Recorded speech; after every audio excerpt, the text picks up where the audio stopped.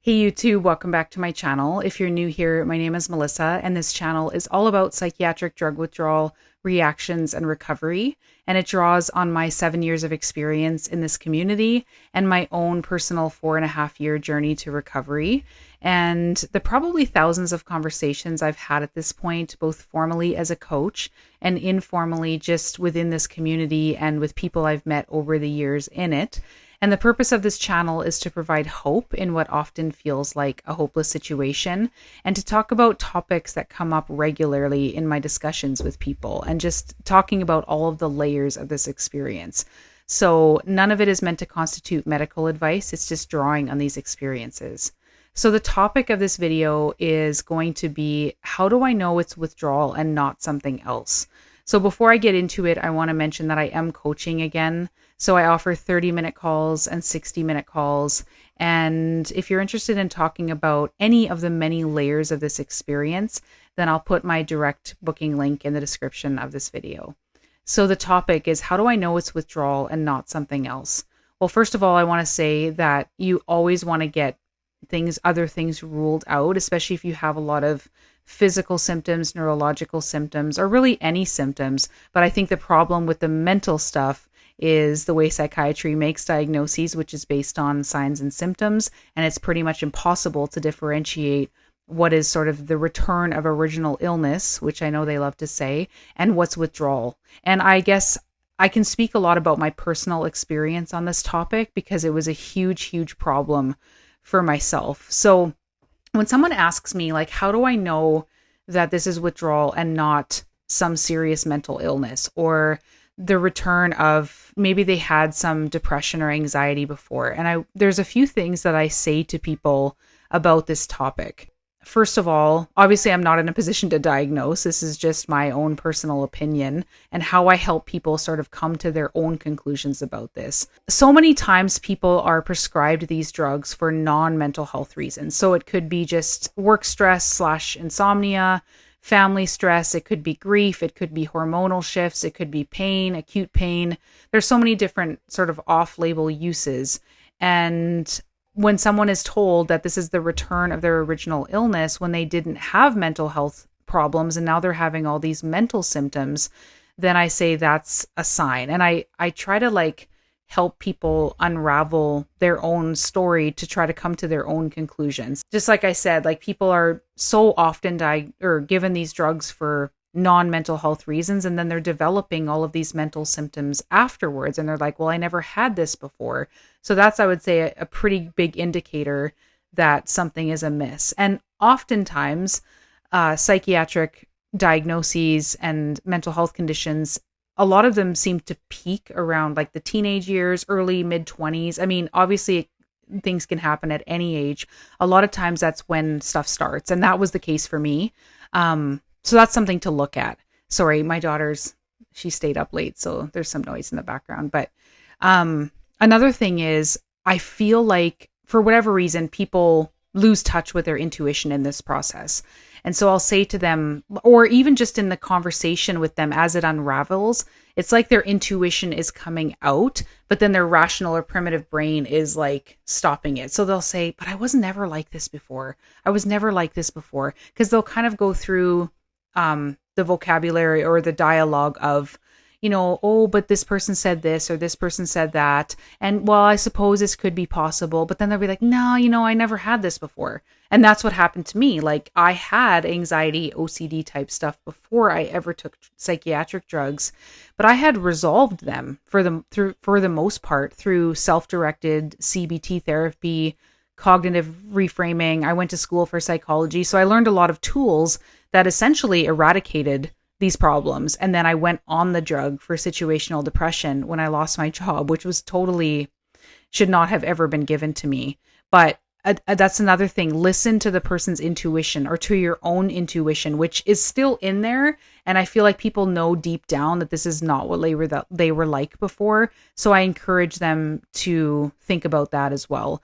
Another thing is, what have other people around you noticed? Because sometimes you just lose sight of everything and get so confused, you don't even know what's what anymore. And so having a sounding board or someone that you know really well say, well, everything went downhill when this. like you took this drug or you came off this drug and I've known you for 20, 30 years or whatever, and you weren't like this before. And obviously that's not perfect. Like people can still develop issues years down the road. But I also like if someone knows you really, really well and could see a definitive pattern, maybe something that you've lost sight of, then that's important to consider as well. Another thing that tends to happen is if someone struggled with depression before or anxiety OCD before, like I did, so I'll speak on that one. For me, like even in the most debilitating panic attacks, I never had internal vibrations. I never had burning skin. I never had muscle jerking, involuntary movements. I never had this horrible electric pulsating, jumping out of my skin feeling. I didn't have ringing ears.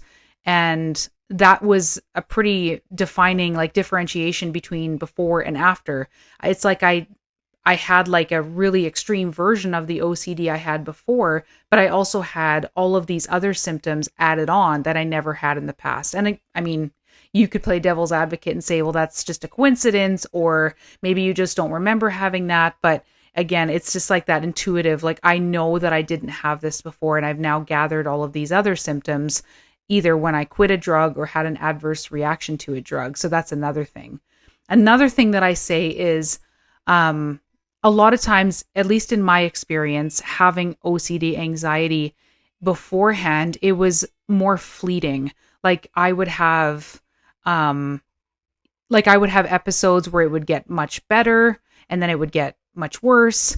And you could call that windows and waves. It's similar, but it was not similar because what would happen is when I really learned sort of what anxiety disorder is, how to manage it, how to cope, what is leading me to these panic attacks, which was in my case, my thought processes, I could use cognitive reframing, cognitive tracing to like figure out how did I spiral into this panic attack and work my way backwards, and then learn to recognize, okay, when I started getting that thought that would in the past lead to the panic, how do I backtrack it to stop it? And learning facts about anxiety, what it could and couldn't do, its limitations, all of those things, and sort of enveloping this sort of persona of someone who doesn't have anxiety.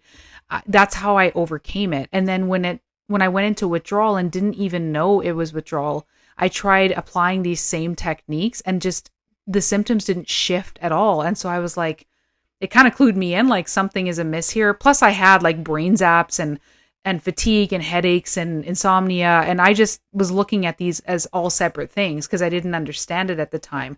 I thought, oh, my OCD is back, so I'll just treat it like I did before, even though it's much worse this time. And none of it was working. I think that's another indicator.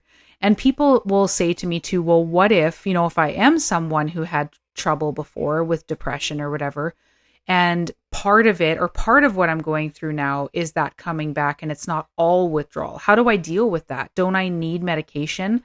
And obviously everybody's different when it comes to this, but I will ask a question. Again, I'm trying to get the person to sort of answer their own questions just by asking these sort of probing things and say, if you could go back in time to when you started the drug for whatever reason, because 95% of the time it's for something mild or something unrelated to mental health, or even if it is mental health related, it's been doable until a certain, usually a really big life stressor. So for me, it was job loss.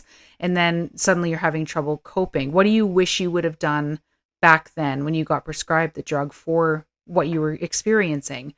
And most times people will say, I wish I would have explored different therapies. So in the case of maybe depression, cognitive behavioral therapy.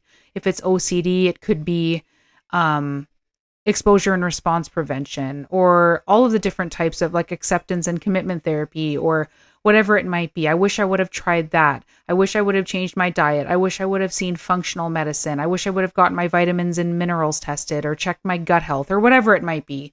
So I say to them, give it enough time after you've stopped the drug to let the withdrawal symptoms start to like break apart. And then when you go into definitive windows or whatever the case might be, and you still feel like, okay, this is how my original problem felt, then look at it from the perspective of what would you have done when you got prescribed the drug and go down that route now. So I'm not talking about like seeing functional medicine and throwing a bunch of supplements at the withdrawal stuff. That's why I say like it can be hard to differentiate what's what. So I feel like enough time has to have passed after the drug issues to see what just lifts on its own naturally, which a lot of times is the great bulk of the symptoms, and then see if there's anything left over. And then when you have some space from the symptoms and more rational thinking in your mind, then maybe try to approach these other things from the perspective of what you wish you would have done the first time. Hopefully that makes sense. And a lot of times people will say, I wish I would have tried to tackle it holistically. Okay, so let's look at that now. So yeah, that's just sort of the basic way I think about how do you differentiate between what's withdrawal and what isn't withdrawal. And everybody too comes into this with different backgrounds, different health backgrounds. And one of the things I ask people when I meet them is, do you have any other chronic health conditions? Because obviously you want to still be working with a doctor and managing that. I do. I have chronic diseases. And so I'm always still in touch with doctors and the healthcare system, as much as I might not want to be sometimes. But you have to look at that as well. So you're always wanting to rule things out and deal with pre-existing things that are physical and objective. And it can be a little bit of a minefield and something hard to navigate. But those are sort of the basic things that I encourage people to look at and sort of answer their own question based on that. So let me know your thoughts on this in the comments, and if this is something that you've struggled with, and I'll see you guys next time. Bye.